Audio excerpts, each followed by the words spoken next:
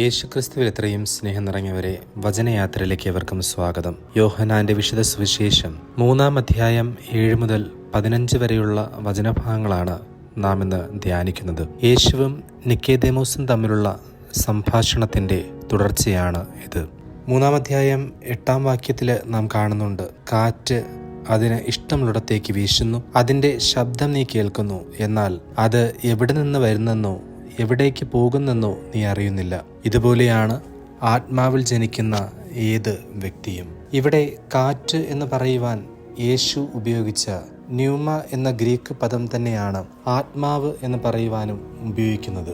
ഒരു വ്യക്തിയിലുള്ള ആത്മാവിൻ്റെ പ്രവർത്തനത്തെ നിക്കോദേമോസിന് എളുപ്പം മനസ്സിലാക്കുവാൻ കഴിയുന്ന പ്രകൃതിയിലുള്ള കാറ്റിൻ്റെ പ്രവർത്തനത്തോട് യേശു സാമ്യപ്പെടുത്തുകയാണ്. കാറ്റ് വീശുമ്പോൾ അതിനെ ആർക്കും കാണുവാൻ കഴിയുകയില്ല.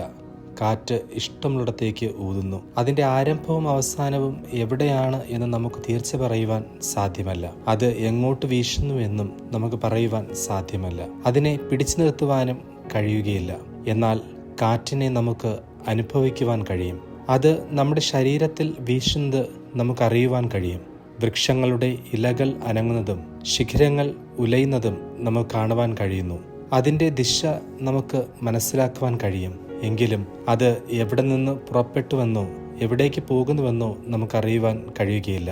ഇതിൻ്റെ അർത്ഥം കാറ്റിൻ്റെ തുടക്കവും അവസാനവും അതിൻ്റെ ദിശയും നമ്മൾ മനസ്സിലാക്കുന്നത് കാറ്റിൽ നിന്നല്ല, അത് നമുക്ക് ചുറ്റിനുമുള്ള വസ്തുക്കളിൽ ഉണ്ടാകുന്ന ചലനങ്ങളിൽ നിന്നാണ്. ആകാശത്തിലെ മേഘങ്ങളുടെ ഗതിയിൽ നിന്നോ കാറ്റിൻ്റെ ഗതി അളക്കുവാൻ കഴിയുന്ന ഉപകരണങ്ങൾ ഉപയോഗിച്ചോ വൃക്ഷങ്ങളുടെ ശിഖരങ്ങൾ ഉലയുന്നത് നോക്കിയോ അത് നമ്മുടെ ശരീരത്തിൽ ഉണ്ടാകുന്ന അനുഭവങ്ങൾ വച്ചോ നമ്മൾ കാറ്റിനെ മനസ്സിലാക്കുന്നു.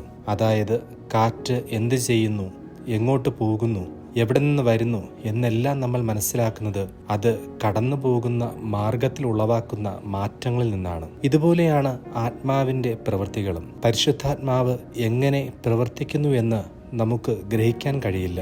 വീണ്ടും ജനനം പരിശുദ്ധാത്മാവിൻ്റെ പ്രവൃത്തിയാണ്. ആത്മാവ് അദൃശ്യമാണ്, എങ്കിലും അതിൻ്റെ പ്രവർത്തനത്താലുള്ള രൂപാന്തരം നമുക്ക് കാണുവാനും അനുഭവിക്കുവാനും കഴിയും. പരിശുദ്ധാത്മാവ് ചലിക്കുന്നിടത്തൊക്കെയും രൂപാന്തരമുണ്ടാകും. വീണ്ടും ജനനം പ്രാപിച്ചവരുടെ ജീവിതത്തിൽ ഈ രൂപാന്തരം മറ്റുള്ളവർക്ക് കൂടി കാണുവാൻ കഴിയും. ആന്തരികമായി സംഭവിക്കുന്ന രൂപാന്തരത്തെ ബാഹ്യമായി പുറപ്പെടുവിക്കുന്ന ഫലങ്ങളായി കാണുവാനും അനുഭവിക്കുവാനും കഴിയും. വീണ്ടും ജനനത്തിൽ ഒരു മനുഷ്യൻ്റെ ആത്മാവും മനസ്സും ദൈവത്തിൻ്റെ ആത്മാവിനാൽ പുതുജീവൻ പ്രാപിക്കുകയാണ്.